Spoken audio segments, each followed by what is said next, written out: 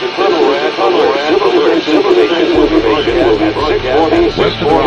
the Rockies. Y2K. How can we prepare? Stop a few of their machine radios, throw them into darkness for a few hours. We're fighting for our lives. Fighting for our lives. We must survive. 5 years. Air filtration, water filtration.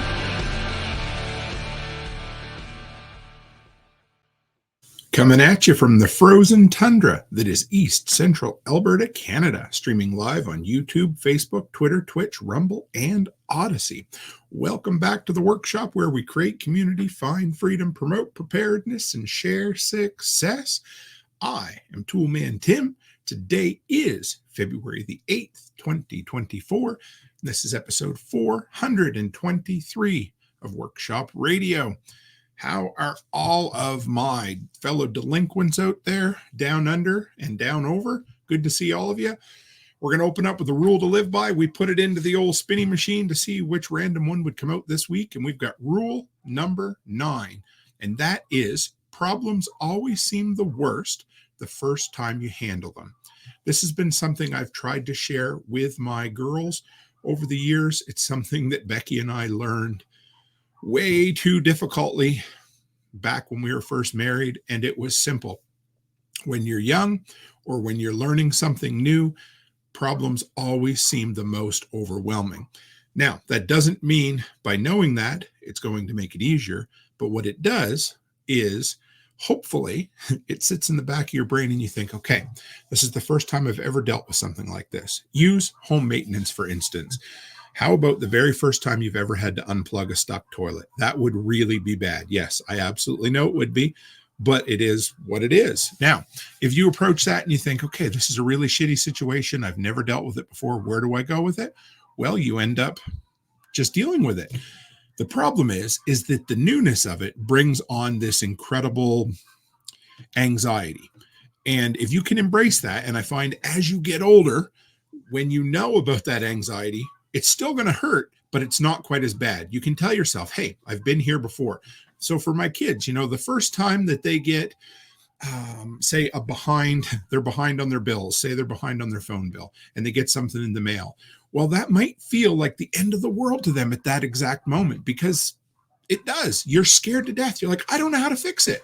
And guess what? The cool thing about life is eventually you figure out as you go along, number one, how not to create those problems. But when those problems come up, you're still going to be the person who can figure it out. So problems always seem the worst the first time you have to deal with them. But the sooner you know that, the sooner you implant that into the back of the old brainstem, the better off you're going to be figuring out how to solve problems in the future. All right. So I hope everybody's been good. We've got a good crowd in here already this evening. We got a great show, great lineup for you. We got this week in prepping once again. We got a ton of good stuff. We're going to jump in with the precious metals report. I haven't come up with a better name. If anybody out there can come up with, actually, let's do this. Whoever can come up with the most ingenious name for the precious metal segment each week, I will send you a pre-1964 Canadian dime in the mail. So you'll get some silver out of it. It's, it'd be something fun. So whoever can come up with it, you can send it to me anywhere you want, in the comments, whatever. But I would love for it to, fit in with some of the other names. Sorry. So let's bring up give me one moment here, folks, and we will share. Okay. So very first one, it seems like each week I do something about precious metals.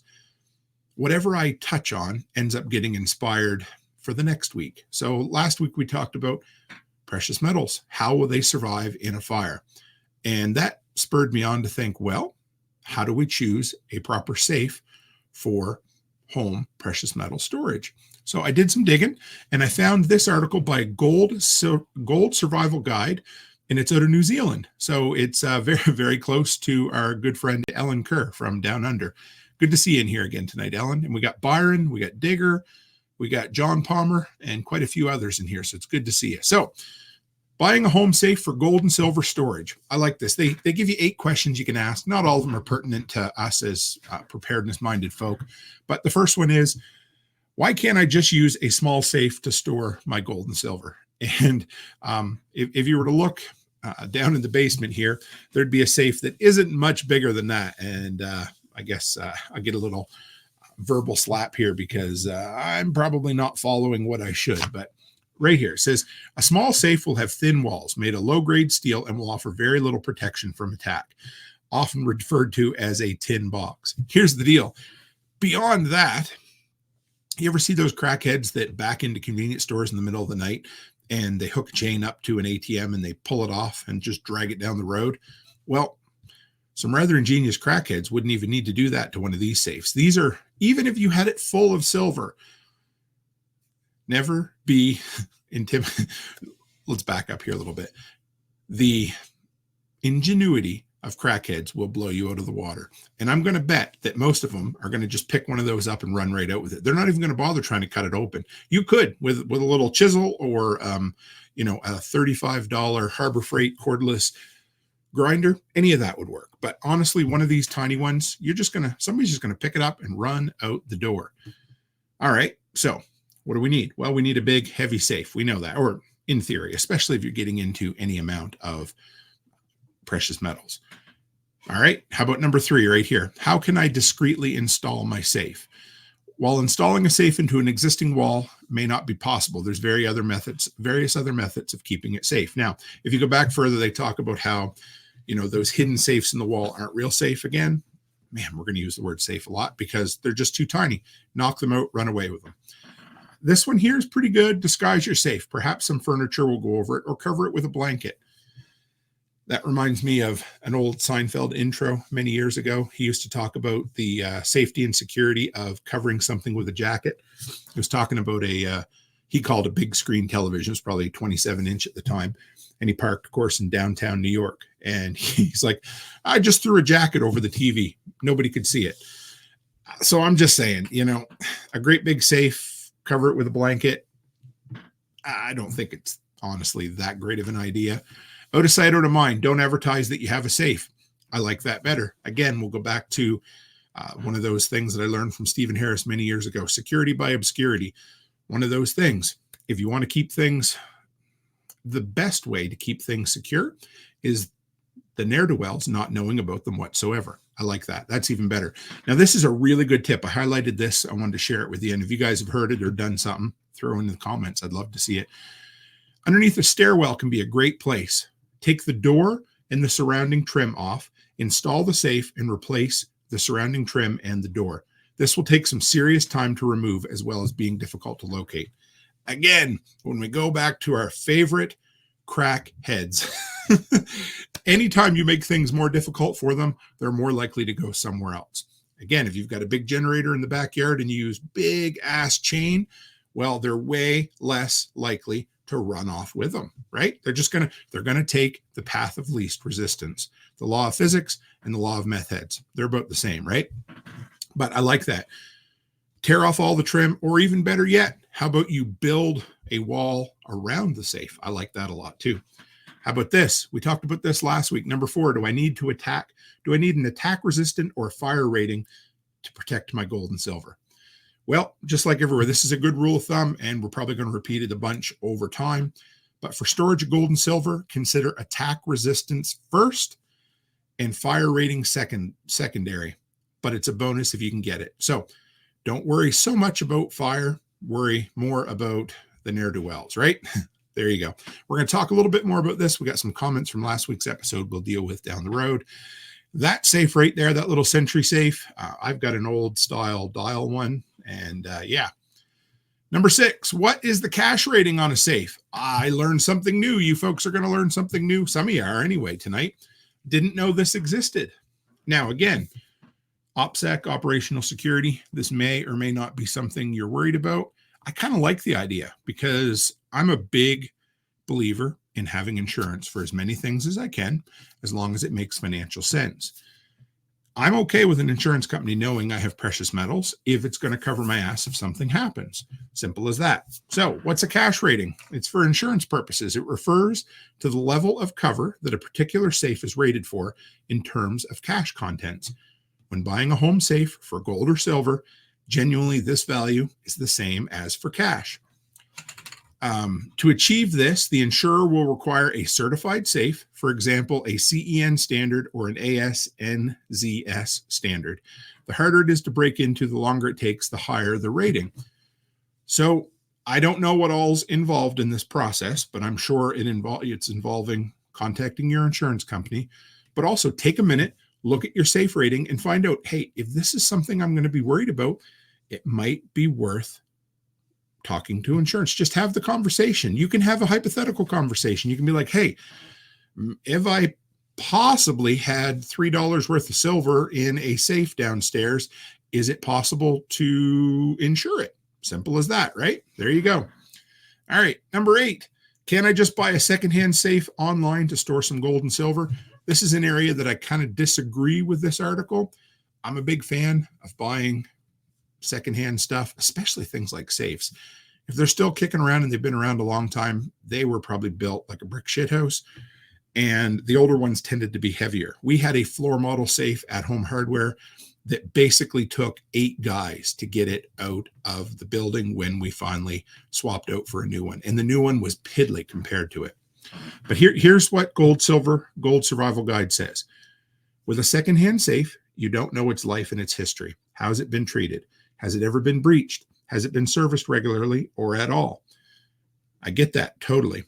Now, have there also been instances, they said there's been instances where people have bought a secondhand safe online, ended up not getting the combination and having to pay $1,500 to get a technician to access it. Well, here's a story. I got the safe that I have right now for free from a local organization that's like, we lost the combination. If you want it, you can have it. Becky, she's really good at saying, hey, jump on that, hun, go get it. So what did I do? I went and got it. I contacted the company. It cost me somewhere in the $60 to $70 range. I ended up getting keys and a combination for it. So I got a $300 or $400 safe for a little bit of time and a little bit of money. So yeah, I like this. I would love to hear people's theoretical experiences with safes in the past to see what you guys think. But this kind of segment just keeps building on to the next one. By doing this article today, I was already inspired to come up with something for next week. So we'll deal with it. But anyway, let's take a look at what the delinquents had to say in the community feedback here, because everybody had some good thoughts while we were going on. And I want to shout out to Cold War Prepper. He's been a former guest and a friend of the workshop. He's in here this evening. Good to have you. John Palmer says the solution is to not have anything valuable. Ellen says, I keep my precious metals in my gun safe. Good luck picking 200 kilograms up and getting it out the door. And for my anyway, in freedom units, that's 440 pounds. John Palmer says to build a room as a safe. I like that a lot. And we're going to shout out to Ed Celio. Good to see you. And he said, hey, Tim, after he says, I can say, I'm not quite sure what that, after a misspent youth, I can say your property only needs to be more secure than your neighbors. Thank you, Ed. I appreciate that. And you're right. Just do more than, my own fault. The time I left my garage door open, and again, a crackhead, I know, I love that word, ran off with my generator. That's almost my fault. I literally left the garage door open. So there you go. Ellen Kerr says, or if your house looks like a Hells Angels clubhouse, people would stay away from that too. It's like the old story of, if there's a single lady living in a house, go get the biggest, baddest pair of work boots you can get them all muddy and leave them just outside the door. Sometimes that deterrent is all you need. So that wraps up precious metals for this week. Let's move on to our friend of the workshop and our roving reporter that is all smiles all the time. That is Willow, Sunshine Prepper. The first thing I want to tell you is she's gone from 0 to 21 subscribers in 3 weeks. She's doing awesome. But what I really want is to give her some support and go over there and subscribe. Her video, all the links of every article we talk about tonight is in the description. So give her some love. So tonight she's going to talk about the horse manure protest. Now, the farmer's getting pissed off over in Europe. So let's give her a listen. It's a great, I would say this is her best submission yet. And her first 3 were awesome. So with that, Let's see what Willow has to say. Oh, and welcome to today's Sunshine Prepper News. I'm Willow, the Sunshine Prepper, here to spread a bit of positivity on the unavoidable doom and gloom. Take a nice, big, deep breath and sigh with me real quick before we hop into today's topic. Bonus points if you straighten your spine while you do it. Whew, okay, let's get into today's topic. It's going to be farmer protests ramping up and spreading in Europe.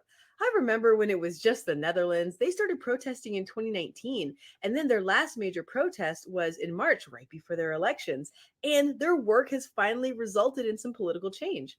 Perhaps this has helped inspire farmers in other countries to rise up against policy changes that cripple farmers in pursuit of arbitrary goals to fix climate change. Policies that arguably really are just going to impoverish people and consolidate control of the food supply into the hands of our wannabe overlords.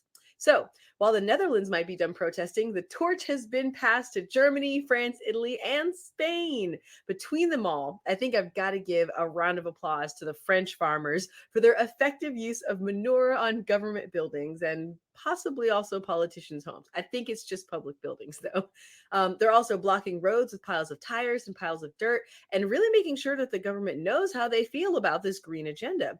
But don't count out the Italians, who seem to have started the new trend of blockading airports with tractors. In Germany, the farmers have inspired other blue-collar workers to unite with them to block major roads. And in Spain, impressive numbers, often in the hundreds of tractors, are blocking ports and roads and burning piles of tires. But why? Why are all these hardworking farmers spending their valuable time, fuel, and equipment making a royal ruckus for their governments? Well, as I briefly mentioned, it all comes down to the Green Deal / Green Agenda in the EU, where they have goals to reduce greenhouse gas emissions by 55% by 2030 from the 1990 levels. Kind of wild. And they want to become climate neutral by 2050, which arguably is impossible, but we'll not go there.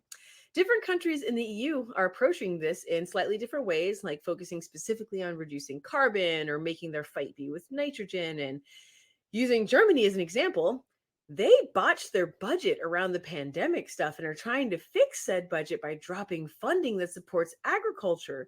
Farmers are particularly frustrated about Germany trying to remove agricultural use diesel subsidies. The idea behind the subsidy is that taxes on fuel are supposed to maintain roads, but farmers are driving on their property, not on the road, so they get a tax break on their fuel. But no. So in general, I don't think government subsidies are great. They often incentivize monocropping and other not great results in food production. But I don't think it's a bad idea to support the people busting their buns, doing actual hard work to grow food.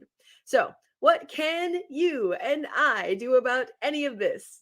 Drum roll. I say, get your giggity garden going for 2024. For those of us outside of the EU, we can really only vigilantly watch our fellow average people in their struggle against tyranny. However, growing any amount of your own food is a seditious act within your circle of influence. While it may seem too early, you'd be surprised how many seeds are happy to get started indoors in February. If you have not had awesome success starting seeds like me, then now is the time to start planning out the space you have to buy plants. Together, we can resist the overlord's agenda with victory gardens. I hope you enjoyed today's segment. Wishing you and your family long life, prosperity, and success. Willow the Sunshine Prepper out. Well, you guys, I got to say, it's pretty interesting.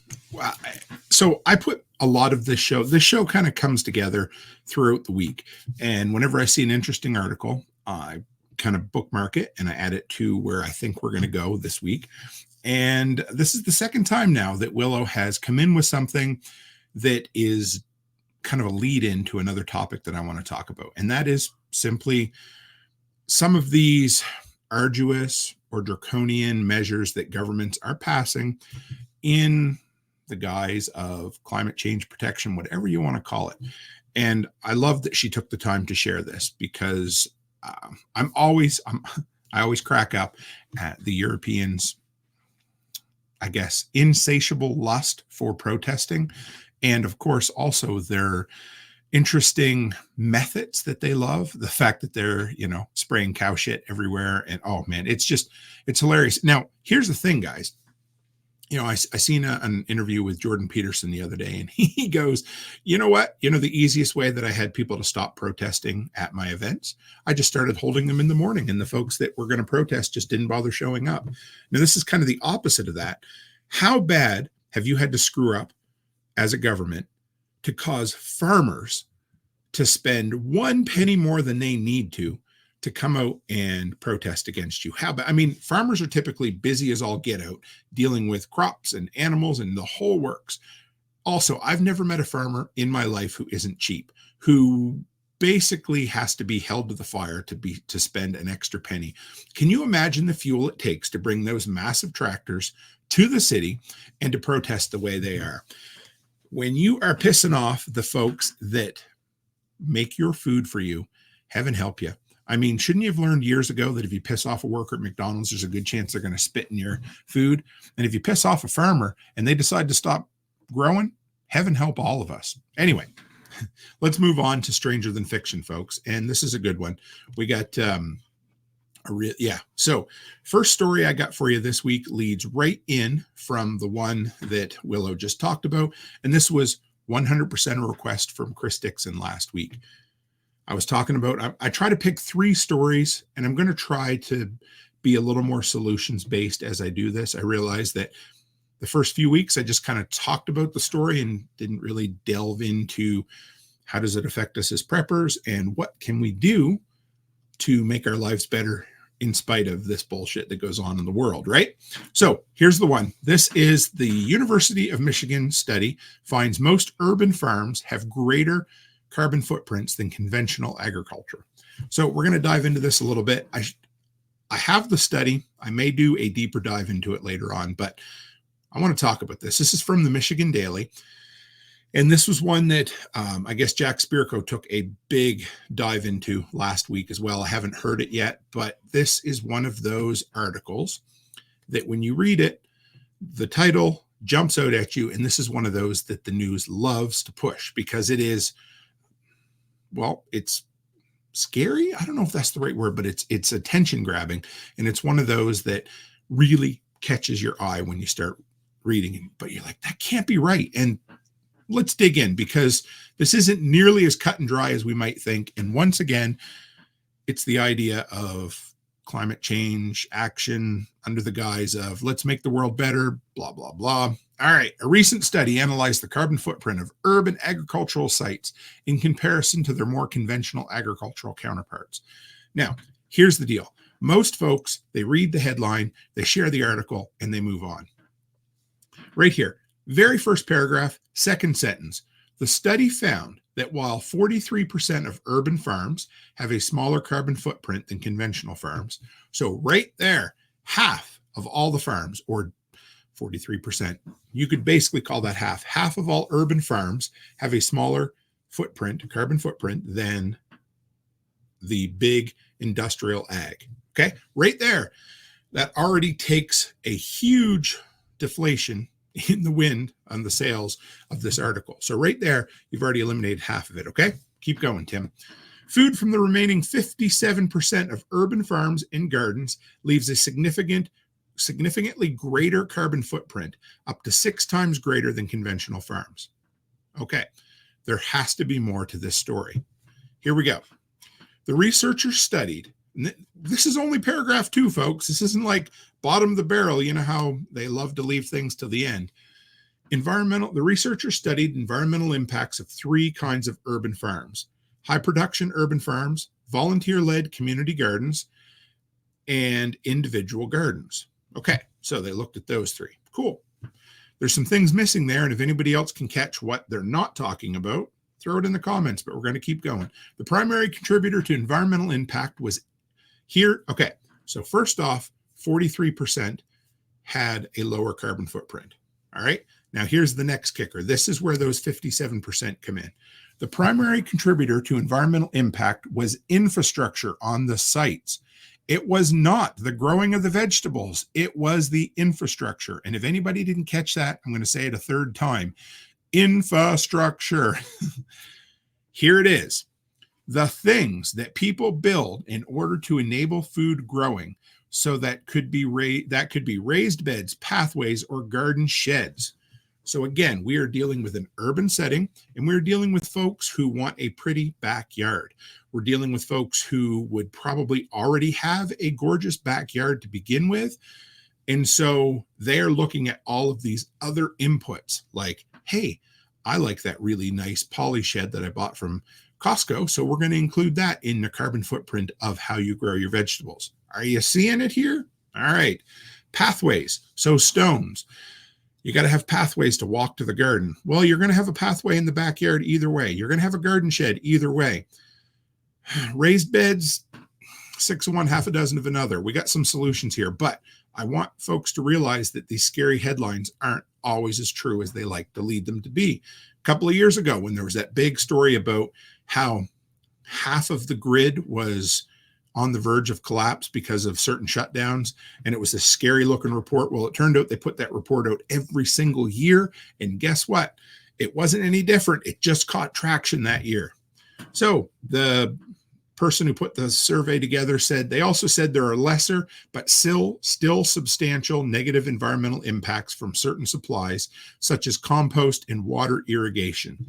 I'd have to dig into that more, but I'm not really sure how you take compost and water irrigation as negative environmental effects, but let's move on from that. If you look for examples of food products that are grown in relatively carbon-intensive ways in conventional settings, and you can actually grow these things in cities, then your net carbon impact is less. Okay, so what they're saying, look at things like tomatoes and asparagus, which they talk about, because those are things that either need to be grown in greenhouses or need to be flown in because they're highly perishable. According to the study, the findings of this research, ready? Here we go. We go to the, remember, go all the way to the bottom to find out that it's not nearly as scary as we think. The findings of this research do not mean that the benefits of urban agriculture should be downplayed. Hawes said urban farms can sometimes outperform conventional farms and positively impact the community. All right, let's leave it at that. Positively impact the community. Sure, great. That to me, neither here nor there. But I got a few thoughts on this. The first one, guys, is how in the world did carbon footprint become the benchmark by which all decisions need to be made? Literally, almost everything we talk about or we hear in the news now is, how is the carbon footprint? Where is the carbon footprint? It is the moral benchmark of all decisions. But here's the thing, it's also the moral benchmark that is the most flexible about anybody. You read comments on Instagram, Facebook, wherever it happens to be. Again, it's simply, I'm going to judge other people based on their carbon footprint, but mine is personally justified. It really, really bothers me. Okay. But here's the thing, this entire study, here's some things that I looked at that it doesn't take into account. This doesn't take into account how much healthier it is to grow your own food. Again, remember that that's a solution. Growing our own food is almost always healthier than buying shit from the industrial complex that I'm guilty of all the time. Simple as that. It also doesn't take into account the independence of having your own food. We all remember 2020 when a whole bunch of things just completely disappeared from the grocery store shelves. And all of a sudden they had to limit and ration and the whole works. Guess what? Having a more independent society is good for society as a whole. And it doesn't take into effect the cost savings of growing your own food. Maybe not right away, but down the road. Those are three things right there that, and I know it's a study based on the carbon footprint alone. The problem is that folks take this as the gospel and say, okay, well, I guess I shouldn't grow vegetables then because the Michigan Herald or whatever this newspaper is told me I shouldn't. How about this? Here's a thought. This is something that homesteaders and poor folk have been doing for years, but use recycled or upcycled materials. I wanted to build a chicken pen. So guess what I did? I went down, I walked the beach, and I found a whole bunch of driftwood that I could drive into the ground. I'm not seeing, wherever you stand on the idea of, using materials or not using materials, using recycled materials is better in so many ways. Again, what a great solution. Now, here's the next thing. This is urban gardening. This study, again, people don't see that. They just see the headline in their mind. Folks interpret this as growing your own vegetables is bad for the environment. Big corporate growing your vegetables is good for the environment. This does not take into account suburban gardening. It doesn't take in rural gardening. It doesn't take in homesteading gardening. So what can we do? Well, screw them. Don't worry about it. Grow your own garden. Save your own seeds. Use local and recycled materials. And finally, here's something that we joke about all the time. But this article, this study really did make me think. How about our input costs? Everybody's heard the story from some homesteader who said, hey, look at this tomato. This is my beautiful, very first tomato, and it only cost me $150 in input supplies, right? We joke about that. But you know what? That's something to think about. Maybe we could go get seeds from our local neighbors. Maybe we could learn how to start our own seedlings. Maybe we don't need that fancy ass raised bed garden that cost me $500, including pond liner and drainage. No, anyway, maybe we don't. I'm just saying, instead of throwing the baby out with the bathwater, maybe we can learn something from this article. Maybe we can say, maybe I shouldn't spend just as much. Maybe I could reuse materials. Anyway, it's a thought. These type of articles, they sell clicks. They get eyeballs, and I just don't want folks to read it and say, not that this is going to affect our community that much, but I wanted to come at it from a solutions-based premise here. So, all right, what do we got next? The next article of the week comes from the CBC, the Canadian Corporate News. Anyway, it's funded by our government. We'll deal with it. But this was close to home, or at least close to where I used to call home. And this was the massive storm, the massive snowstorm in Cape Breton mainly. And for those who don't know, Nova Scotia is on the east coast of Canada. I call it the Maine of Canada. And it's mostly a peninsula, except at the very top, there's a big island, and that's called Cape Breton. And they had a historic snowfall. I will try to convert as we go along here. But here's the story. And this is 4 days afterwards. Nova Scotia still digging out after historic snowfall drops 60 inches in some areas. Crazy. People in Nova Scotia were digging out Monday after a historic multi-day snowstorm slammed much of the province, with some residents of the hard-hit Cape Breton being told to shelter in place as crews struggled to clear snow-covered streets. Anytime we deal with a big weather phenomenon like that, shelter in place is used quite often. Now, the largest snowstorm I ever saw was in 2004. It was called White Juan. What a funny name, because we had a hurricane early in the year called Juan, but it was a nasty storm.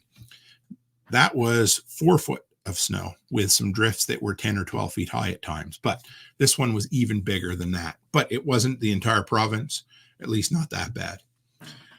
Here's another thought, or another thing that the government's saying. It could be days before some rural roads are cleared. The chief engineer, Nova Scotia chief engineer, told reporters the top priority is making sure the major series highways are cleared, followed by trunk highways, routes, and then local roads, and then gravel roads. I wanted to talk about that just a little bit. The process, of course. The further rural we live, the more self-sufficient we need to be, and the longer we need to expect to not have our roads cleared. I get it. Not the end of the world, right? It was said that a state of emergency doesn't mean snow clearing will happen faster. This government official said it means people can be fined for being outside unnecessarily. Again, something I didn't know. I didn't know in Canada that if they declared a state of emergency and you're outside for a non-emergency reason, they can fine you. And I'm sure put you in jail if they really want to. They said some equipment was having such a hard time getting through the heavy snow, some of the plows were actually getting stuck. I saw our grader here in town the other day. It tends to break down quite often. It wasn't stuck, but it wasn't working. And Transit Cape Breton will not be operating still a couple of days after the storm. There was some requests sent to the federal government for heavy equipment to assist with snow removal, possible fuel storage to help replenish equipment faster, and air transport to help with the delivery of supplies and possible evacuations. Again, all of these things sound scary, don't they? They reported up to 30 car accidents and many, every single time, many stranded motorists and abandoned vehicles. What is wrong with folks? I don't know. And for those of you on the audio, you won't be able to see this picture, but there is a dude literally shoveling off the roof of his one-story house. And the drift is up to somewhere between his waist and his shoulder. So we're talking 4 feet of snow on the roof of that house. Good thing snow load is an issue when building houses in Nova Scotia, but that's heart attack snow, folks. So be careful out there. So what do? You look at this and you think, what would happen if it happened to me? Well, it did happen to me in the past, and it could happen to most of us. Probably not Ellen down in Australia. I'm thinking she probably won't be dealing with 6 feet or 5 feet of snow, but here we are anyway. Have lots of food on hands, folks. We know this. This is one of those things that we preach, but this is something that I hope gets out to the general public. If you live in a rural area, you should have a bunch of food on hand anyway. But if you live somewhere where you can get shut down for a metric shit ton of time simply because Mother Nature decided to go a little cold, well, there you go. What do? We have food on hand, obviously, have prescriptions and have baby supplies. Our girls were on formula. We always made sure we had an extra couple of cans of formula because you just didn't know if Walmart or wherever you picked it up would be out of it. But more than that, what happens if you get 4 feet, 5 feet of snow dumped on you and you can't get to the store for a week? You got to figure out a way to feed your babies. You got to figure out a way to make sure your blood pressure stays down, and you got to eat. If you can't eat, you're in trouble. And if you're out there shoveling snow like a bugger, you're going to need more calories too, right? Have a plan. I saw some articles or some pictures on Reddit, actually, of folks that actually had to climb out of second-story windows to get out of their house. I saw a picture of a guy who rolled up his garage door, and there was about 3 inches of light at the very top. That is so overwhelming. It's scary. So have a plan. How can I get out of my home if the snow is, up to the eaves, right? What are you going to do? Here's another one. And I just did a review on the DeWalt battery-powered snowblower, but a tip that I have a really good story. One of kind of my adopted grandfathers, his name was Poe. He's long since passed away many years ago. One of my good friends, Alex, it was his grandfather. And we went over to his house to play Risk during White Wand. And I get over there and it is a blizzard out and Poe is out with the snowblower. And I looked at him and I said, "What is wrong with you?" And he goes, "If I don't do it now, by the time it totally gets dumped on, I ain't going to be able to do it." So in other words, stay on top of the snow. It sucks, but if you have a path or, think of it this way, even if you can just keep a 3-foot wide path open from you to the street, that could mean the difference between life and death. So if it's given 5 feet of snow and you got to go out every hour to clear a foot of snow with a snowblower or whatever, all the better for it. So stay on top of the snow if you can. Keep an eye on your vents and your chimneys, folks. This is one of those bad ones, but you can see there, his chimney in the background is okay, but I've seen lots of chimneys that get frosted or iced over, and that can cause, number one, it can shut your furnace off, and if it doesn't have proper safeguards in place, it could end up poisoning you, so you don't want that. And then, of course, stay the hell home. We did that episode a few months back on the LA riots, and every single person just about who died as a result of the riots would not have died if they'd have just done those 4 words: stay the hell home. Simple as that. All right, on to the next. This is the Stranger Than Fiction. This one is literally Stranger Than Fiction. And if you haven't heard this, this might be one I haven't seen do the rounds yet, but here you go. This is an article from Newsweek, and it says map shows NATO territory losing GPS amid Russia electronic warfare drill. Didn't even know this existed, folks, but it's kind of interesting. And again, we're going to come at this from a solutions-based perspective. GPS disturbances were detected across NATO member Poland on Tuesday. They've sparked speculation of Russian involvement following a similar incident in the region last month. Over northern and central Poland, the GPS signal was again jammed, with Warsaw and a few other cities affected. And the Swedish Military Intelligence Agency is investigating at the moment. This is kind of cool for those, again, on the video feed, audio. We got a map here that shows where GPS was completely jammed. I didn't even know you could jam GPS, but here you go. Russians tested this electronic weapon in Kaliningrad, so almost half of Poland and the Suwalki corridor were left without GPS. GPS jamming was detected in eastern and southeastern parts of NATO's newest member, Finland. And here's the thing. They say, we don't know whether it was intentionally caused or a byproduct of the Russian activities. There you go. Simple as that. Here's the deal. It doesn't matter if it was intentional or it was a byproduct. Either way, GPS was jammed. So here's my thoughts. This reminded me again of about a year and a half ago coming back from the US and Bell Canada shutting off my data because apparently I'd used too much or they didn't have the proper plan on there. And guess what? Like a good prepper, that was my only source of navigation. Yeah, I know, right? I felt like I was standing up in, 10th grade, getting ready to do a presentation, and I'd forgot to put clothes on. That's how naked I felt. I'm telling you, it was a horrible feeling. So, number one, know your routes. Travel them on occasion without GPS. Most folks will travel within their own city and never once look at landmarks or anything because they just listen to Google Maps or GPS. It's a really good, Becky and I do this now. Now that we've gone to the city, we go to Edmonton quite regularly. We will travel and try to use our brain. Sometimes it screws us up, but you know what? When you screw up, you get stressed out. That's when you make those new mental synapse connections and you realize, that's how I get there. So don't only be reliant on electronics for that kind of stuff, right? Also, if you do have working GPS, take a picture or a screenshot of your directions so that if you do lose data, you still have it. And of course, keep a paper atlas on hand. We stopped at a gas station in Tofield the other day, which is about 2 hours away from here. They had a ton of maps and there was a guy picking one up and I was like, that's kind of cool. So I now have a really nice spiral bound atlas down in, I kind of have this third layer of hidden compartments. It's not intentional. It was just put there in a RAM and it's underneath the center console. Perfect space for a spiral bound North American road atlas. So simple as that. Apparently, Ellen Kerr says, so it's easy to jam GPS, low cost and causes havoc, and they're illegal though. Totally get it. But that's the crazy thing. Just because something's illegal doesn't mean people don't have it.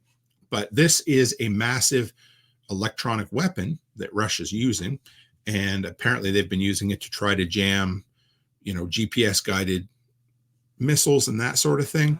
So of course, we're always going to be dealing with the after effects of other countries' war efforts. So this is just one of them things. It could be very simple. It could be a solar flare. It could be a ton of things that end up putting the GPS out permanently or more likely temporarily. So again, just think about it. What are the things we can do to have redundancies? 2 is 1, 1 is none, and 3 is a guarantee, right? So 3 ways to get home. There you go. Simple as that. So that's the end of Stranger Than Fiction for this week. I hope I come at it with some more solutions for you and some interesting articles maybe you hadn't quite heard yet. All right, next, what do we got? Well, we got to talk about our first sponsor of the evening, and that is my good buddy Joel Riles. We're actually talking today. He had some generator problems, poor guy. And he has the Protection Dog podcast. He took a chance on our podcast here, and he's like, hey, I want to sponsor you. I want to do value for value exchange. So give him some listen if you're wanting to get motivated. It's called the Protection Dog podcast, but I tell you every single week, it's more than that. It's way more than dogs. It's about rebuilding your life from scratch. It's about being self-sufficient. It's about making all the money you can. It's about building your empire. And it's about doing the shit even when you don't feel like doing the shit. So there you go. Don't forget my good buddy Joel Riles at the Protection Dog podcast. All right, next we have the Side Hustle Spotlight. This is a good one. This is a little bit different, but I wanted to share it with you because I liked it. Yet another Alberta story. This one came out this week from Global News, and it was the Edmonton Junk Removal Company launches a free cycle furniture program. Now, here's the deal. This in and of itself isn't necessarily a side hustle or an entrepreneurial venture, but there's some lessons we can pull out of it. And I really like this one. So Edmonton Junk Removal Company launches free cycle furniture program. During business hours, Just Junk is a full service item removal company. But on Monday nights, it recycles some of those furniture pieces and offers them to people in need. So this reminds me, back in my college days, I think it was NBTel at the time, New Brunswick Telecom. They used to have this place where all these nerdy old dudes would get together and they would take all of these donated computers and they would put them back together and make workable computers for low-income families. This is similar, but there's some, like I said, entrepreneurial lessons to be learned. In the past, the company had donated the salvaged furniture to organizations like Habitat for Humanity. But with inflation going up and people having a hard time, we just figured we'd donate our furniture and we'd receive from our customers on a weekly basis. So every Monday night from 6:30 to 8:30, they open their doors. Folks can take as much or as little as they want. He said the program also saves household items from the landfill. So what do I like about this? Well, there's a few thoughts here, but the big one is, number one, some of these things might be slightly broken. So if you take them, you might need to know how to fix them. What a great skill, being a handyman as a prepper. I love that. Okay, but we're talking about entrepreneurial things. And here's the thing. A skill of entrepreneurs is to see the need and to find a way to make money. But there's a second one that we don't always talk about so much, and that is to also figure out ways to not spend as much money. So if you're spending less money or you're making more money, they're both improving the bottom line, right? Now, what do I like about this? They look at this and they say, hey, we have this junk. We're already getting paid to haul it away. And we probably have to pay massive amounts of money to take it to the landfill. And there's people who could probably use it. So guess what? We can divert it from the landfill. We can save the disposal fees, and we can give it to other folks who could use it. There's lots of places that are doing this, but this is the same concept that I think about every time I go to my local landfill. And I think, all right, here's the deal. I look, they have this great big massive burn pile that if somebody wanted to go through it and pick out all the firewood in there, they could sell it or heat their house for a month of Sundays. It would be awesome. Tons of redeemable bottles go to the landfill. If they wanted to let some, poor folk or a kid, maybe not a kid, but a teenager go through and collect them, why not? You're going to divert them, right? The copper that goes into the scrap, all these things. So there's always ways to look at what you're doing and say, how can I make more money? Or how can I save more money? And they're both really important. And Cold War Prepper says timing in that is also critical. And I'm going to guess he's talking about giving away this kind of stuff because this is a problem. And this is what I ran into when we used to tear apart or clean up abandoned bank properties. I used to save everything. And then I would put it in a storage container and I would say, you know what? I'm going to give that to somebody. And guess what would happen? I'd never find somebody to give it to. So what I would probably say is, I'm guessing that come Tuesday after they've done the giveaway, whatever's left probably still goes to the landfill. But it's one more step to get rid of a bunch of shit so that you don't have to pay to do it. I like that. All right. Next thing we have is Workshop Wasteland. And this is where we take a look at post-apocalyptic and dystopian popular culture, movies, music, books, whatever. So this one's a real quick one. We're not going to spend any time on it at all. If you've played The Last of Us, which I really enjoyed, haven't played The Last of Us 2, but Neil Druckmann teases a concept for Last of Us Part 3. It was a documentary on the making of The Last of Us Part 2, and he said there's probably one more chapter to this story. He has a concept, and that's all there is to it. There's no more I can tell you about it. But if anybody's out there and they are a Last of Us fan, it sounds like there's a good chance they might get a Part 3 eventually. Now, this one I ran across, this is just a new video game. We're not going to talk about it long because I'm not a huge video gamer, but there are folks out there that are.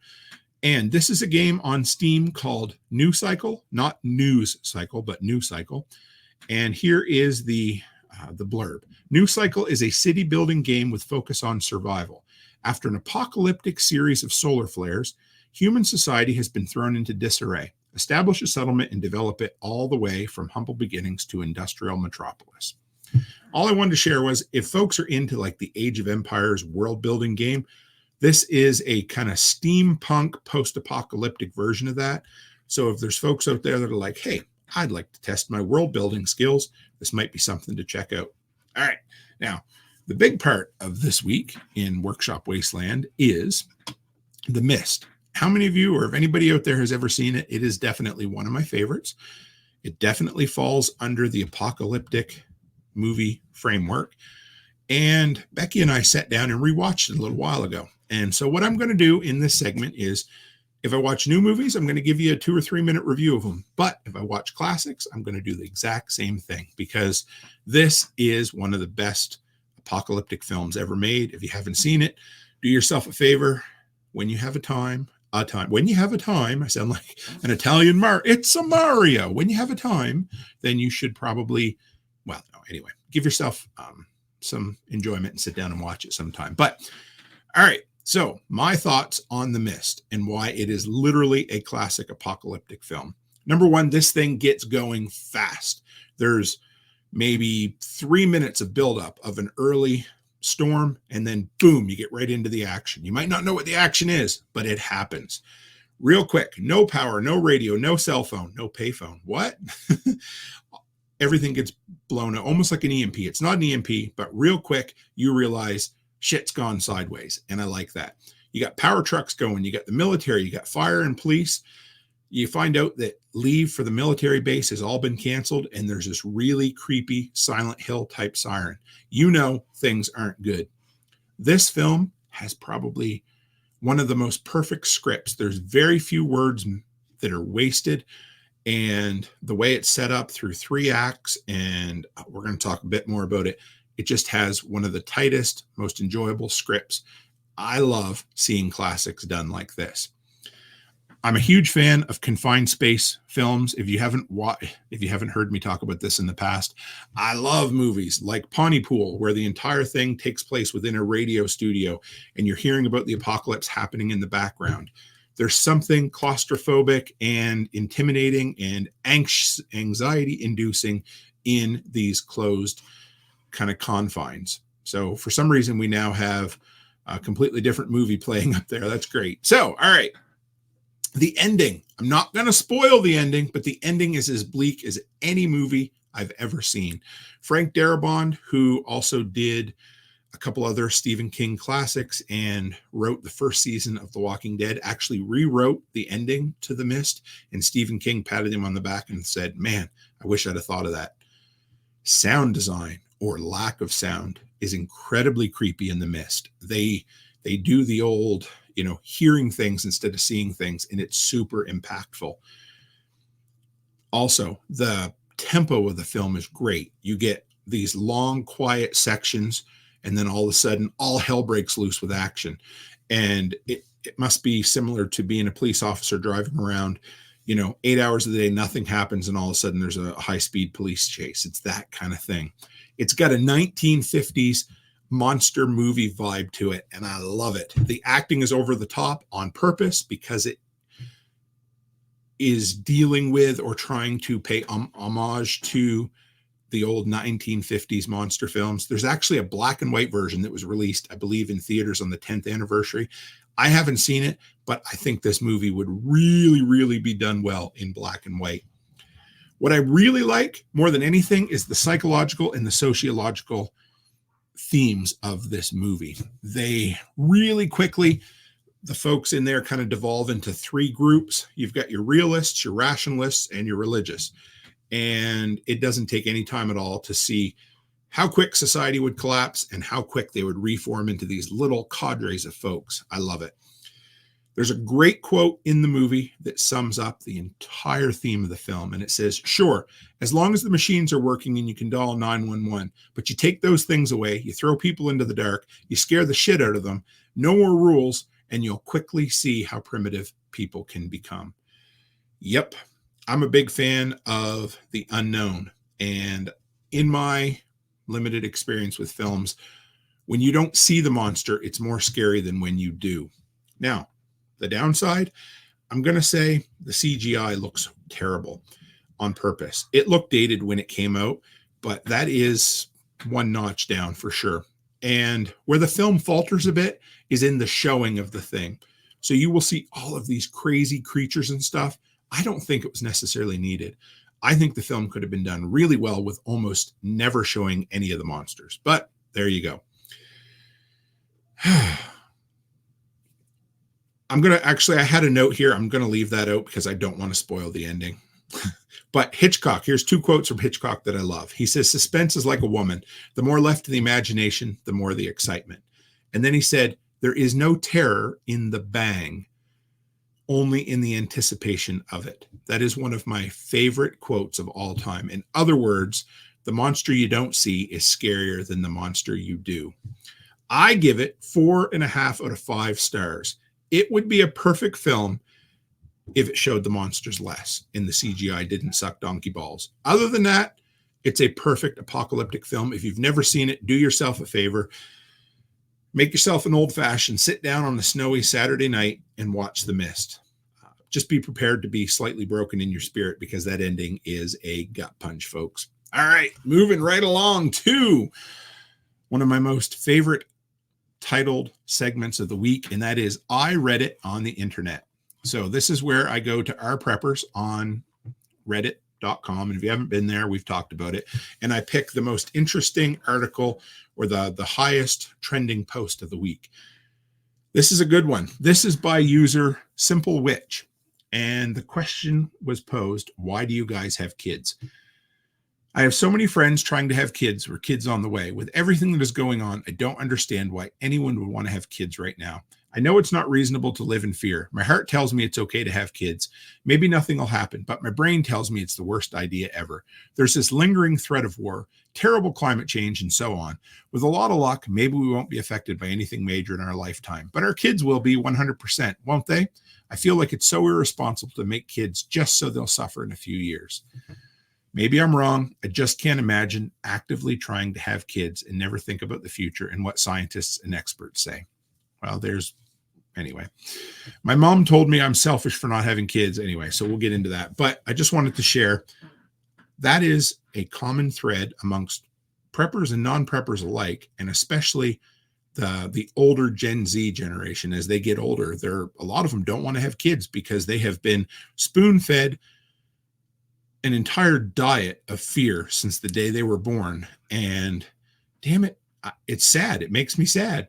Couple of edits here. They said, I'm not from the US. I live near Ukraine where there's a special operation going on right now. We've had bombing last year just 200 kilometers away from my home. So many of you, anyway, that sucks. This breaks my heart because I love my kids. We've got 5 kids. As I was putting this article together, Alice actually messaged me and I seen it and she's like, Dad, and I'm like, oh, she needs me to run her something. She wanted me to run her water bottles over to basketball. And as much as for an instant, I'm like, oh shit, I don't want to do that. I think, nah, that's why I had kids and I friggin' love them and they crack me up and there's so many reasons. But this is an interesting so I wanted to share 3 or 4 comments from the Reddit community on their thoughts of why they have kids. And then I'll share my thoughts on why Becky and I had kids. We're preppers, not doomers. If you haven't heard the term doomer, that is a late 80s, early 90s where folks went around, Chicken Little, the world's going to end, right? So they said, we're preppers, not doomers. What are you even trying to survive for? Good point. How about this one? The shit has hit the fan numerous times throughout our history. Empires rise, empires fall. Plagues kill millions. Natural disasters destroy entire cities. Whole civilizations have come and gone. Most of what we call preparedness now is simply a base way humans have survived. After every disaster, people crawl from the rubble and life goes on. We live in a unique time where the norm doesn't partake in subsistence farming, hunting, or anything like that. It's finally this one here. We prep because of things like this. I couldn't give a shit about myself. I mostly prep for my family, having kids and giving them a good life. Why do we prep? Why do we have kids as preppers? Not everybody does. And if you don't want to have kids, I'm not going to judge you. I'm an anarchist. Do whatever you want. As long as you don't steal my shit or hurt me, I'm cool. But it made me think, why did I have kids? Why did Becky and I have kids? Well, one is because I want a legacy. And I don't mean that in a bad way, but, there is an innate Darwinian instinct within, I think, most folks that part of the reason we're on this planet is to further our DNA. And simple as that. It's not here nor there. Because I believe this world is worth inhabiting. We live in an incredible world that is worth taking care of. And I think by choosing not to have kids, we're choosing not to inhabit this planet. And for me, I want my kids to have the future because there will be a future. No matter what people think, there will always be a future.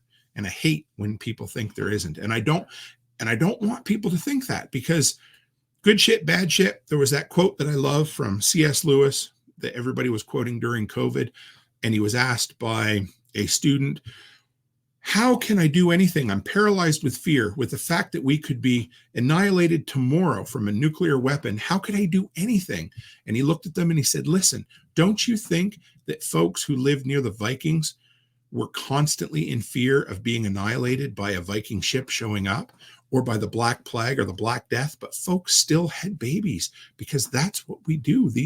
This is our legacy. One of the biggest reasons we prep is so that these skills can be handed on to the next generation. And if we don't procreate and don't have a next generation, why prep, right? Because why did I have kids? Because I have the desire to love. And you don't have to have kids to love. I get it.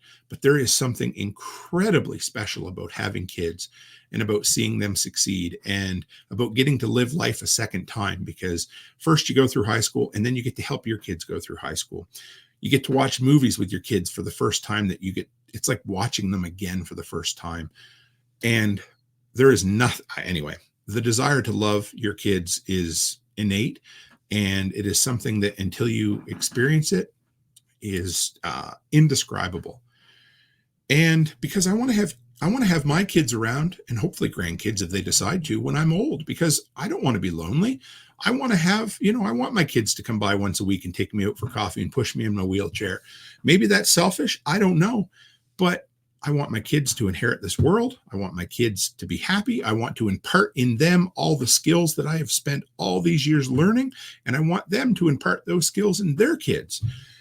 Oh, hop down off the soapbox, Tim. So there you go. I love my kids. I think they're incredible. I may not be a perfect father some days, but you know what? I damn well try the best I can. And I want their generation to know that it's okay to have kids too, because that is simply where this world exists. And there will always be bad shit. And I don't want that entire generation to sit around and be scared shitless because they've been spoon-fed a diet of climate hysteria, and it frustrates me to no end. Oh, next sponsor. Yeah. Anyway, my good friend John Willis sent me this shirt the other day. Do not comply. Special operations equipment. The dude is incredible. He makes incredible gear, but I simply want to thank him. Every time I get a shirt, I'm going to give him a shout out because I don't deserve it. He sends them to me. The dude is an inspiration. He has helped me along the way. And if you're looking for cool tactical gear or just cool shirts, give him a go, guys. All right, what's next? We have the Cookbook of the Collapse. So again, number one, I want to reach out to you guys and say, hey, if you have simple family recipes or whatever that would allow you to use your preps, send them to me. I want to make a workshop cookbook called the Cookbook of the Collapse. When we get to 100, we're going to put them together.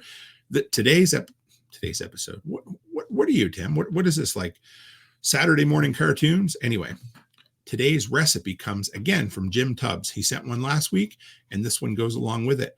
He comes from Sawhorse Stables Woodcraft, and this one is a simple recipe for sausage gravy. Oh, the bane of my existence. I do love it, though. 1 pound ground breakfast sausage, 4 cups whole milk. You can use 2% if you want. 1/3 cup all-purpose flour, salt and pepper to taste. Oh, man. Brown the sausage in a large skillet. He prefers to use cast iron. Until cooked, do not drain. Leave the good fat in there. Lower heat to low. Sprinkle flour over cooked sausage. Mix the flour into the sausage. Heat on low until flour is cooked. Add half the milk. Increase the heat, stirring consistently. Add the remainder of the milk. Stir until your desired thickness. Add salt and pepper to taste, and then serve over biscuits or hash browns. That almost sounds sad to put them on hash browns. They got to go on biscuits, right? But what a great simple recipe. I had never had biscuits and gravy before I went to the US, and I friggin' love them. They're not available in Canada for anybody who's wondering. It's just not a Canadian thing. So if you're looking for it, there's the recipe. I'm not sure if it made it into the show notes tonight, but I will make sure it gets into the show notes. All the articles are, but I don't think I put the recipe in there for you. All right, what's next? This week in the workshop. This is something I used to do on my Saturday shows, and we've moved it into this week in prepping. And it's, again, where I share with you the things that I've gotten done so that you guys keep me accountable. And hopefully maybe I inspire you to try some new things as well. But First thing I did early this week, was demolish the bathroom in the rental that I'm renovating. And what a stench, folks. Remember to wear gloves, because also don't use particle board around a toilet. Yeah, enough said. It was disgusting. We had a furnace motor seize on a rental this week. Got that fixed. That turns out to be what caused the frozen pipes. Heat was on, but it wasn't circulating. So the house wasn't getting really cold, but in that cold snap, it wasn't pushing it around because the blower couldn't engage. Isn't that something? Yeah. Went away last weekend for the badminton. Nope, that was you, Tim, when you were a kid. Stop living vicariously through your kids. Volleyball. Charlotte did a volleyball tournament. 60 teams. They tied for, I can't remember if it was 17th or 23rd. Doesn't matter, but it was above. They were in the top half. Had a hell of a time.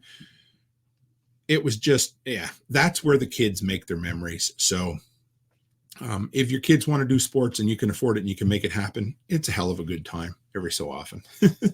But it was a nasty drive home. We had a nasty snowstorm and ice everywhere. Made it home fine. Just drive like, not like a maniac. I got to do my first real test of the DeWalt snowblower. And if you caught it, I did a review video this week. I liked it. It's a steep price tag, but for the folks it's made for, it really works. I spent a day assembling daycare furniture. Yep, once again, daycare furniture. And one tool in there that's been indispensable to me is a small package of impact driver Allen keys. They fit into my impact driver, and they have all the different Allen key sizes. That has been a lifesaver for me. We're still dealing with the electricians at the new daycare, in case anybody wants an update on that. We should have been open by now, but they just don't care. It doesn't matter how much you holler or carry on. Quick little anecdote, but they need to run wiring through the entire building. There is a piano teacher in the basement who has a grand piano that costs more than most people's houses. They told the electricians 3 times, make sure you cover it, you keep it clean. Yep, no problem. But if you've ever seen the old meme, and I'm not slamming electricians, but every electrician I've ever met has been filthy. They're scared of brooms, and this was no different. They got dirt and stuff all over. I don't know what ever possessed them to do it, but this is what we're dealing with. The sooner they can get this fire system installed, the happier we will all be. Had a situation with a tenant this week. They were new, and the owners didn't get the rent when they were supposed to, and a whole bunch of things happened. And I want to tell you guys something. If and when you ever get into property management, 2 things. Be prompt when you're going after somebody like that. Don't let them get behind. And number 2, make sure you put out your expectations where they're supposed to be. It turned out that it was an electronic transfer error. They sent it to the wrong email address, and it got lost in limbo, and they brought me cash, and I deposited it and transferred it for them. But don't let things fester. Deal with it right away, because if you don't, problems can happen. Just before, about lunchtime today, the Amazon driver got stuck in my driveway, and we got to use that folding shovel I got at Costco last year for the very first time. We got him out. Guys, if you're driving in winter conditions, have good tires on your vehicle. He had this great big van, and those tires they looked like summer tires. They were awful. If you happen to notice this week, we thank you to Letty Lou, who revamped the logos and the names in the Toolman Tim's Workshop Telegram groups. I think there's 5 at least we have, and folks were constantly posting in the wrong group because they clicked on it quick. So hopefully this makes it a little more streamlined. I heard so many complaints from the community that I had to act. Anyway, I really appreciate when folks from the community volunteer their time, because some of this little stuff is the things that I don't always have time to do right away. So thank you, Letty Lou, for that. It was great.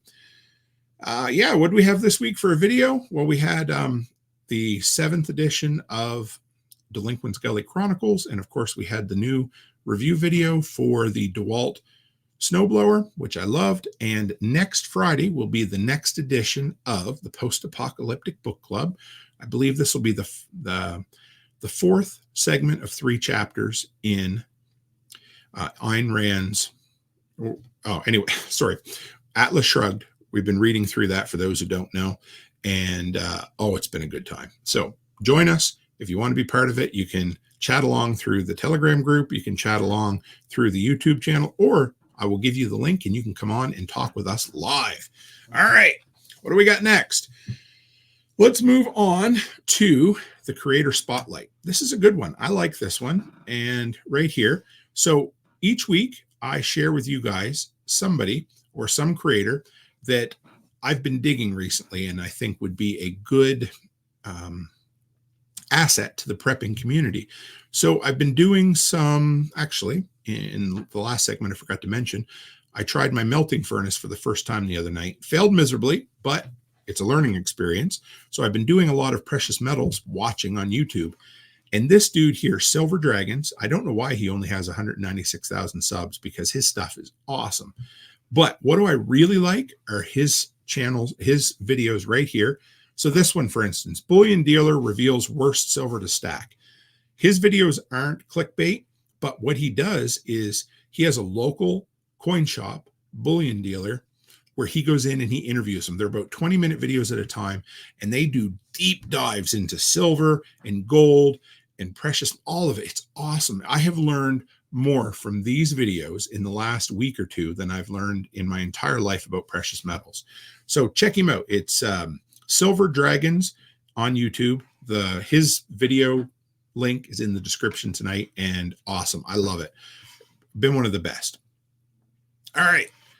Next is Must Be Nice. And this is one I don't always have on here, but the idea behind it, for those who are new to the community, Must Be Nice came out of my presentation last year, and it is one of it's one of our favorite sayings around here. And the idea is it's a way to pat each other on the back when you're building the life you want to live. And so I found this article. The title doesn't do it justice, but this young guy on TikTok, he bought a $24,000 home on Amazon. I didn't realize you could buy houses on Amazon, but I wanted to share a couple of thoughts with you here. So basically, it's a fold up. It comes in a container. It folds out. It's beautiful. It's way better than tiny houses, way better than mobile homes. It took 5 guys 25 minutes to assemble it. And he said here, opening up about his questionable purchase, the 23-year-old begged his followers to take his card away after dropping a staggering $24,000 on the home. I don't think there's anything staggering about this. So this article took this story and tried to turn it into a negative, whereas I watched this entire 3 or 4 minute TikTok of this kid, and he was pretty happy with his purchase. He said but he has to keep his house in storage for a bit because he bought the house without having land to put it on. And I got to say, a 23-year-old who is able to buy a $24,000 modular home, I think it's great. So here's my thoughts, guys. Another thing. So 2 things. You've got this younger generation who's saying, why are you having kids? And the other one is, we'll never be able to afford to buy a house. Well, guess what? You got to get friggin' creative. So this guy got creative. There was a family back in my hometown. I worked with their daughter at Dairy Queen many years ago.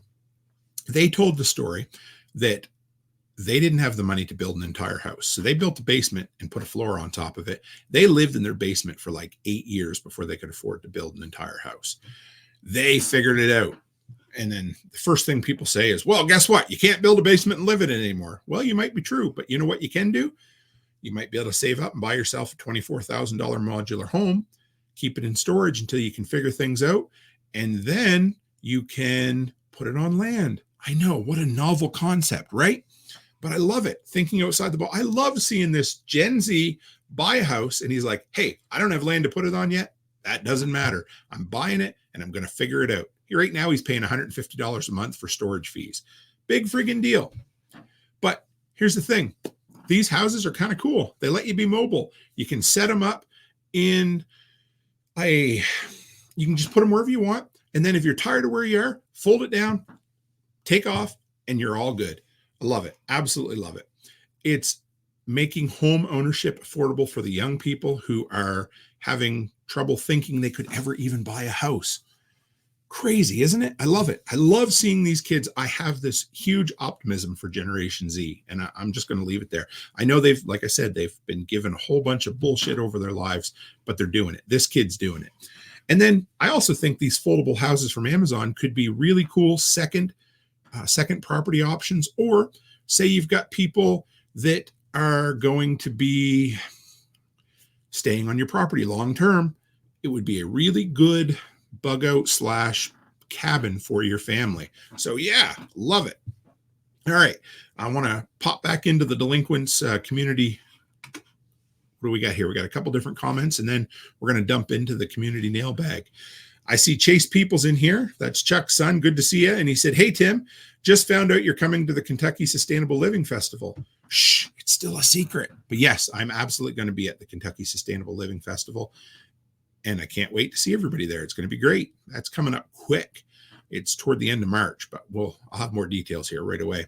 And Bonnie Blue, 2A, always love seeing you in here. Said, great show tonight. Thanks, Tim. Anytime. That's what I'm here for. All right. And the final segment of the evening, and it's a big one. It's a full one. The community nail bag. It's got about 50 pounds of nails in it. Now, we got a lot of good mail this week. So we got, I've been getting comments even over on the Rumble feed now, which is awesome. This one come from Ice-T for last week's episode. And they said, hey, the dealer that the commenter was talking about is Manfra, Tordella, and Brooks. They're in the New York City, New Jersey area.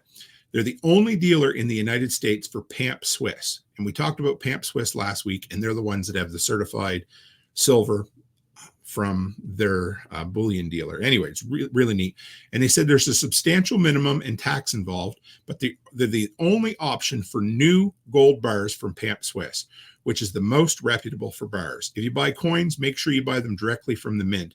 There are horror stories about people putting tungsten and other such materials into bars, but coins can be counterfeited as well. Also, remember that people selling counterfeit may not even know they're counterfeit. 100% there. I liked hearing that. Another thing to consider is that you're not going to have to pay for groceries with a bar of gold. It's too valuable. Junk silver is probably the way to go. Junk silver are silver coins that were minted before 1965-64, and they're quarters, dimes, etc., that have been taken out of circulation that have actual silver in them. 100%. I'm actually bringing some Canadian junk silver to all the events to trade and sell because I need to have more stuff to physically sell at the event. So I'm quite excited about that, but I agree completely. Junk silver is a great one. And Optimum 3, this was also over on Rumble, said, this was talking about again last week, fire safe or tamper resistant safe. This one here said, why don't you take a fireproof storage box and put it inside of a tamper resistant or a break-in resistant safe? Like that idea. All right, what do we got next here? This one was a good one. There's going to be some spoilers in here, but if you guys know, we do the Post-Apocalyptic Book Club. This one was for William Forstchen's book, 5 Years Later, and this was from a Jeremiah who watched the live stream from 4 or 5 months ago, and I wanted to share this. They said, thanks for the review. I just read this 1 month or so back, and I really did enjoy it, but I also felt it was a bit uneven, but it didn't ruin the story. All right, spoilers ahead. If you haven't watched it or if you're worried about spoilers, you can turn it off now because we're almost done for the evening. But they said, I didn't feel it ruined the story. Regarding the end with the bombs, I don't think that it takes away from John as a hero. He made the hard decision to take out the true villains, though it meant collateral damage. He was concerned about the damage, but it was unavoidable to rid the world of the unhinged villain. I'm fair with that. And I think you're right about the reality that John doesn't hide that he had something to do with it. He's willing to own the decision and have his name attached to it. I really, really like that. I'm just going to shout out to Yozik. He just popped in for a second. He is an indispensable member of the workshop delinquent community, and he's well past his bedtime, but he stopped in to say hello. Good to see you, brother. All right. Next comes from No One But 24. Not sure what that is. That was on YouTube. And I like hearing these stories. This is a prepper, a moment for someone who is prepared to pat themselves on the back. They said, hey, after a 4-day power outage last year, I set my house up to backfeed. And this was on one of my backfeeding videos. 4 days in the middle of winter was the last straw for me. I have my inlet box in my garage, separate building from the house. I like it in the garage because it's out of the weather and it's chained to my Harley. Only problem with the setup is I cannot use an interlock. And for those who don't know, it's one of those things that only allow you to turn on one breaker or the other. They said if I wanted to, I'd have to dig another trench and put in another line. but I have reminders on the inlet box that says make sure main breaker is off, and one right next to the generator. I also put a battery backup on my generator door. Sorry, on my garage door. This is the big part I really liked, and I wanted to share this because this is a great tip that most of us don't think about. I also put a battery backup on my garage door because I don't have an entry door, just a big door, and this way I can get access to my garage door even when the power's out, and the lights will come on so I can see what I'm doing in the dark. And he also installed a power return alarm. I love it. I also wanted to say thanks. I've gotten a bunch of emails this week, so anytime you want to send me feedback, whether it's through, Cookbook of the Collapse, or you got interesting articles that folks send me all the time, you can send them at therealtimcook@gmail.com, or if you go to toolmantim.co, and right there on the front page, there should be a communication form. That seems to be the way most people like sending me things, and it's great because my spam filter doesn't delete it. So there you go. So this was cool, and I wanted to show. I haven't actually responded to this email yet, but I wanted to show it out to them because I just got it, I think, today. Then this says, hey, Tim, my husband, Joker Lees, and if you guys have seen Joker Lees in here before, and I have enjoyed several of your live streams. We found your content to be thought-provoking and informative, and I thank you for taking the time to read this in advance. Said my brother, their Instagram is @crazyrv, has a business that I feel might be something your viewers would be interested in. Said, I think a lot of people are worrying about physical security, but they don't pay attention much or out of touch on how the new thieves are breaching through technology. Said, I encourage you to check out his website. So the dude's website, and I wouldn't just plug this randomly, but I went onto his website and he has some really cool courses on there. And it's called learnonlinesecurity.com. What a great website domain that they own. I loved it. Anyway, check him out. There's some free stuff. He has a blog on there talking about a whole bunch of online security issues. Definitely worth checking out. So I wanted to say thanks to Mrs. Jokerlees for taking the time to send me an email. I also got some great emails from a locksmith today. Still conversing with him, but I'm going to share what he shared with me in next week's episode. All right. This one came from TikTok. This was from Halloween Bloodbath. And if you remember back to last week, we had the article on a senator in the U.S. proposing that anytime their honor was impinged, they would do a duel. I challenge you, sir, to a duel. Anyway, Halloween Bloodbath agrees, and they said, I think all world leaders should have to do this. It would prevent wars and no stand-ins. Love it. And I wanted to close with this. You guys know a good buddy of the community, a good buddy of mine, Sean Mills, from formerly Hack My Solar, and it's now Hack My Homestead. Well, he stitched one of my videos, and it meant a lot to me this week, and I wanted to share it. So if you're on TikTok, make sure TikTok or YouTube or any of the places, make sure you follow him, because for those who don't know, as soon as the show's over, I put this show into a program called Opus.pro, and it's an AI program that will help pull out the best 60-second shorts for sharing across social media. And it's a great way to get This Week in Prepping Workshop Radio out to the masses. And Sean got this one little clip from me, and it was a good reminder for me this week to be solutions-based. So check this video out, and I'll be right back with you here. FBI director warns Chinese hackers aim to wreak havoc on U.S. critical infrastructure. All the more reason to not be plugged into the U.S. critical infrastructure. Have some solar panels. How about collect some rainwater?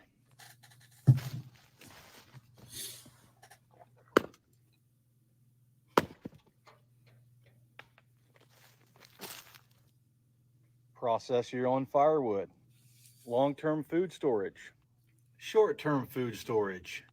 Alternative methods of food preparation. And guess what? If nothing bad happens, you'll end up more resilient and you'll have more freedom in your life. FBI director warns Chinese hackers. How great is that, folks? What a great reminder from a member of our community and a fellow content creator that no matter how scary some of this stranger than fiction news stories can be, we need to focus on the solutions.